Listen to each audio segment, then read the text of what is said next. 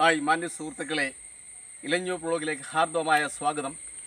ഇന്ന് നമ്മൾ ചെയ്യുന്ന കൃഷി നമ്മുടെ നിത്യവഴുതനഞ്ഞ് അത് പടർന്ന് പന്തലിലോട്ട് കയറി തുടങ്ങി. അപ്പോൾ കാലാവസ്ഥയ്ക്ക് ചെറിയൊരു മാറ്റമൊക്കെ വന്നു. കാലാവസ്ഥയ്ക്ക് മാറ്റം എന്ന് പറയുമ്പോൾ മഴയ്ക്ക് അല്പ ശമനം വന്നു എന്നാണ് ഞാൻ വിശ്വസിക്കുന്നത്. അപ്പോൾ മഴ സമയത്ത് പച്ചക്കറി കൃഷികളൊന്നും തന്നെ നടാൻ പറ്റുമെങ്കിലും വളം ചെയ്യാനോ അതിന് മറ്റ് പരിചരണങ്ങളോ ഒന്നും സാധ്യമല്ല. ഓണത്തിന് ആവശ്യത്തിന് നിത്യവഴുതനങ്ങ പറിക്കണമെന്ന ഉദ്ദേശത്തോടു കൂടി ആണ് നട്ടത്. തീർച്ചയായിട്ടും ഓണത്തിനേക്ക് ഇതിന് കായാവും.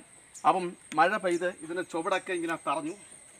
അപ്പം ഞാൻ നേരത്തെ നട്ടപ്പോൾ തന്നെ പറഞ്ഞിരുന്നു, ഒരു കാരണവശാലും നമുക്ക് നിത്യവഴുതനയ്ക്ക് വളം ചെയ്യേണ്ട ആവശ്യമില്ല. നല്ല പോഷകമൂല്യമുള്ള മണ്ണിലാണ് നട്ടതെങ്കിൽ വളം ഇട്ട് കൊടുക്കേണ്ട കാര്യമില്ല. പകരം ചില ലായനി വളങ്ങൾ മാത്രം ചേർത്ത് കൊടുത്താൽ മതി. അത് ഞാനിപ്പോൾ പറയുന്നതാണ്. ഇപ്പം നമ്മൾ ഇതിൻ്റെ ചുവട് ഇളക്കേണ്ട ആവശ്യമാണ്. എല്ലാ പച്ചക്കറികളുടെയും ചുവട് ഇളക്കി കൊടുക്കണം. മികച്ച വിളവ് ലഭിക്കുന്നത് അത്യാവശ്യമാണ്. കാരണം പച്ചക്കറികളുടെ വേരുകളൊക്കെ ദുർബലമാണ്, തണ്ട് ദുർബലമാണ്. അതുകൊണ്ട് തന്നെ ചുവട് മണ്ണ് ഇളകി കിടന്നെങ്കിൽ മാത്രമേ അതിന് നമ്മൾ ഇട്ട് കൊടുക്കുന്ന വളങ്ങൾ വലിച്ചെടുക്കാൻ സാധിക്കുകയുള്ളൂ. അപ്പോൾ അതുകൊണ്ട് തന്നെ നിത്യവഴുതനയ്ക്ക് വളം കൊടുക്കുന്നത് ഇതേപോലെ പടർന്നതിന് ശേഷം മാത്രമേ നമ്മൾ വളം കൊടുക്കാവൂ. അത് ലായനി രൂപത്തിലുള്ള കുറച്ച് വളം മതി. കാരണം ഇതിന് മണ്ണിൽ നിന്നും വളം വലിച്ചെടുക്കാനുള്ള പ്രത്യേക കഴിവുണ്ട്. പറയത്തക്ക രോഗകീടബാധകളൊന്നും തന്നെ ഉണ്ടാവത്തില്ല. അപ്പോൾ അതുപോലെ തന്നെ നമുക്ക് എല്ലാ ദിവസവും കായ്കൾ പറിച്ചെടുക്കാൻ സാധിക്കും. അത് അങ്ങനൊരു ഗുണവും കൂടെ ഈ നിത്യവഴുതനയ്ക്കുണ്ട്. നിത്യവഴുതന രണ്ട് രീതിയിലുണ്ട്. ചെറിയ കായ്കളുണ്ടാവുന്നു, വലിയ കായ്കളുണ്ടാവുന്നു. ഇത് വലിയ കായ്കളുണ്ടാവുന്ന നിത്യവഴുതനയാണ്. അപ്പം ഇതിൻ്റെ ചുവടുകൾ ഇളക്കി കൊടുത്തു. ഇനിയിപ്പം ഞാൻ എന്താണ് ചെയ്യുന്നതെന്ന് കാണിക്കാം. ഇത് കഞ്ഞിവെള്ളമാണ്. ഇന്നലത്തെ കഞ്ഞിവെള്ളമാണ്. ഇന്നലെ എടുത്ത് വെച്ച കഞ്ഞിവെള്ളം അല്പം പുളിച്ച കഞ്ഞിവെള്ളമാണ്. ഞാൻ ഈ കഞ്ഞിവെള്ളം അല്പം ഒന്ന് തളിച്ചു കൊടുക്കാൻ പോവുകയാണ്. ഇതിൻ്റെ ചുവട്ടിൽ ചെറുതായിട്ടൊന്ന് തളിച്ചു കൊടുത്താൽ മതി.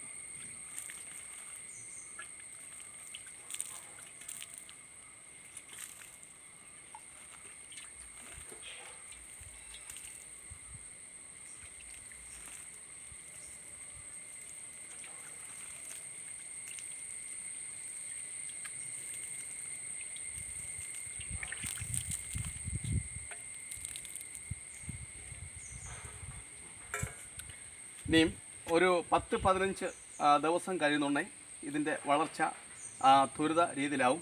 അതുപോലെ തന്നെ ഓണത്തിന് മുമ്പ് തന്നെ ഇതിൽ ധാരാളം കായ്കളുണ്ടാവും.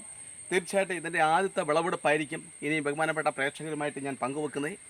ആദ്യത്തെ വിളവെടുപ്പ് മാത്രമേ ഇനി ഇതിൻ്റെ പങ്കുവെക്കത്തുള്ളൂ. നമ്മൾ നട്ട പയറുണ്ട്, അതുപോലെ തന്നെ ചെറുപയറുണ്ട്, വൻപയറുണ്ട്, മധുരക്കിഴങ്ങുണ്ട്. ഇതിനൊക്കെ ഈ സമയത്ത് ജോലികൾ ചെയ്യേണ്ടിയിരിക്കുന്നു.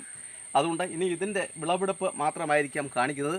തീർച്ചയായിട്ടും ഇത്തരത്തിലുള്ള അറിവുകൾ ശേഖരിക്കാനും അത് പങ്കുവയ്ക്കാനും ഇത്തരത്തിലുള്ള കൃഷി രീതികൾ കാണുന്നതും ഒക്കെ ഒരു ഭാഗ്യമാണ്. കാരണം കൃഷി എന്ന് പറയുമ്പോൾ പലതരത്തിൽ ചെയ്യുന്നുണ്ട്, വ്യവസായ അടിസ്ഥാനം ചെയ്യുന്നുണ്ട്. ഇതിപ്പം ഞാൻ എൻ്റെ പ്രേക്ഷകരുമായി പങ്കുവയ്ക്കുന്നതെല്ലാം നമുക്ക് ഉള്ള പുരയിടത്തിൽ നമ്മുടെ കുടുംബത്തിലെ ഏതെങ്കിലും ഒരു അംഗത്തിന് മാത്രമോ അതല്ലെങ്കിൽ കുടുംബാംഗങ്ങളുടെ മൊത്തത്തിൻ്റെ സഹായത്താലോ നമുക്ക് ചെയ്യാൻ പറ്റുന്ന കൃഷി രീതികളാണ് എന്ന് പറയുന്നുണ്ടെങ്കിൽ നമുക്ക് ആവശ്യമുള്ള പച്ചക്കറികൾ അതുപോലെ തന്നെ ഒക്കെ ഉള്ള കാര്യങ്ങൾ ഉൽപ്പാദിപ്പിക്കാനും അങ്ങനെ നമ്മുടെ ജീവിതം അല്പം ക്ലേശം ഒഴിവാക്കിക്കൊണ്ട് മുന്നോട്ട് പോകാനും ഒക്കെയുള്ള പദ്ധതികളാണ്. നമുക്കറിയാം നിത്യാവസാനങ്ങളുടെ തീവല ഒന്ന് മാത്രമാണ്. അതുപോലെ തന്നെ മറ്റൊന്ന്, ഇന്ന് നമുക്കുണ്ടായിക്കൊണ്ടിരിക്കുന്ന അനവധി രോഗങ്ങൾക്ക് പ്രധാനപ്പെട്ട കാരണം നാം കഴിക്കുന്ന ഭക്ഷണത്തിൽ നിന്നും ഉദരസംബന്ധമായ അസുഖത്തിൽ നിന്നും ഉണ്ടാകുന്നു.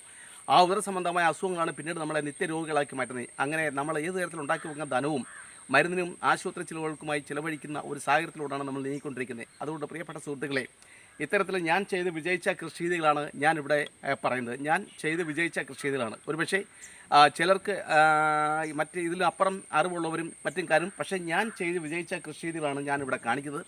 അപ്പോൾ ഇത്തരം കൃഷി രീതികൾ താല്പര്യമുള്ളവരും ചെയ്തു നോക്കുക. ഇത് സംബന്ധിച്ച് എന്തെങ്കിലും സംശയങ്ങളോ കാര്യങ്ങളോ വിത്തുകൾ വേണ്ടവരോ ഒക്കെ അറിയിച്ചാൽ മതി.